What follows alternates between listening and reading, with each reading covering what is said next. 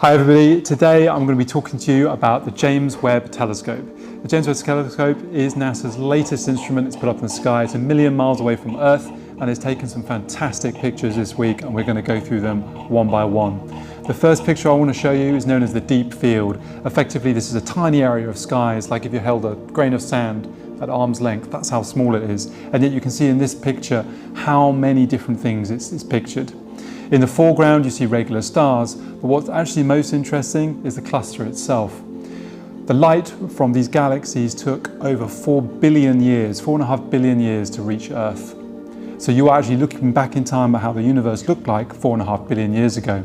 And if you see these arcs are a product of gravitational lensing, which I did in a previous video.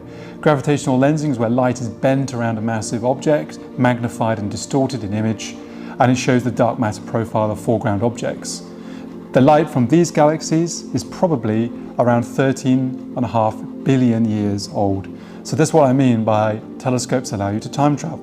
Here you're looking at the universe as it was not long after the Big Bang and billions of years before humans even evolved. The second photo is known as the Southern Ring. This is a planetary nebula. A planetary nebula is caused by the death of a star.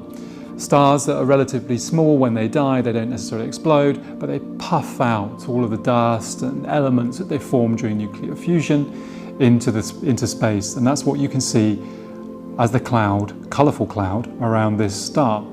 James Webb Telescope can take photos in multiple wavelengths. And so in the second photo you see more clearly at a different wavelength there are two stars at the centre of this nebula. One of them is still living, the other is the dying star that created this wonderful pattern. And it's the interaction between these two stars that's creating all of the shapes and spirals that you see within the nebula. The third picture is of a set of galaxies known as Stefans Quintet. This is pretty interesting because it actually shows 3 galaxies interacting.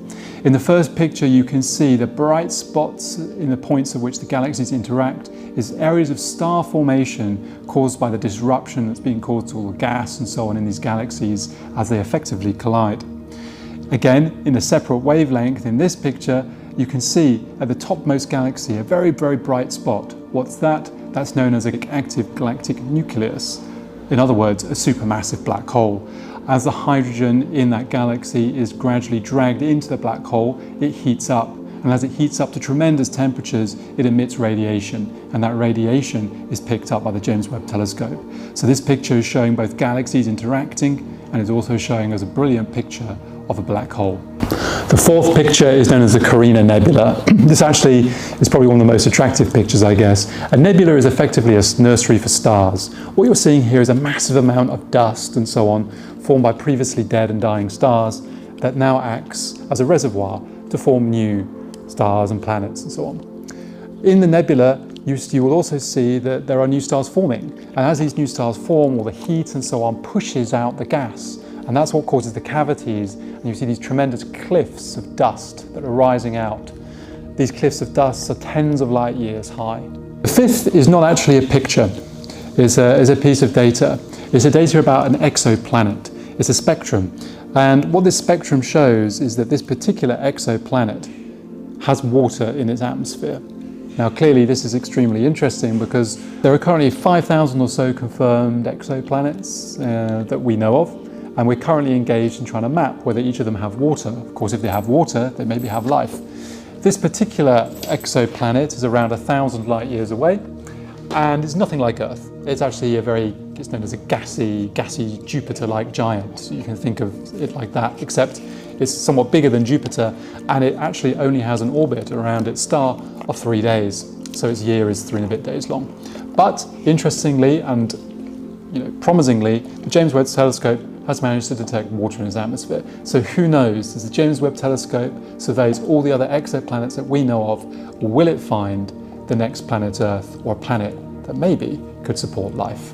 All of this stuff was taken in about a week of James Webb Telescope time. So essentially over the next few years, you're going to see some amazing discoveries on this incredibly, unprecedentedly powerful telescope. Astrophysicists are phenomenally excited. There are lots of research projects that are currently stacked, waiting to be done. And as we speak, the James Webb Telescope is collecting data to prove some of the most interesting theories in astrophysics. So for all of you who are interested in astrophysics, I suggest you go to NASA's website, keep a close eye on the data that's coming out of the James Webb Telescope, because there's lots and lots more exciting discoveries to come in the coming weeks and years.